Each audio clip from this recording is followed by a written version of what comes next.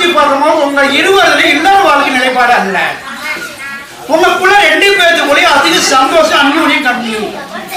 தன் வாழ்க்கையில ஏண்டா வாழ்றோம் அப்படின்னு சொல்லி தன் கடவுள்கிட்ட கேட்கறது 2 விஷயம்.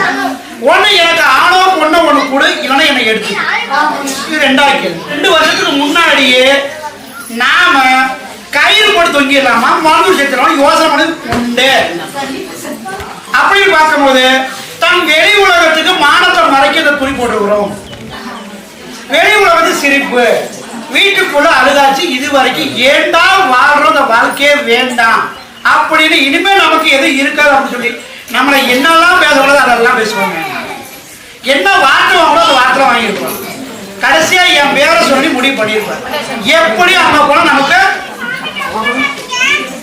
தீர்வு கிடைக்கும், புத்திர வாங்கி கிடைக்கும். உண்மை நினைச்சியா? திரும்பி நம்ம நம்பிடியில கொடுத்தே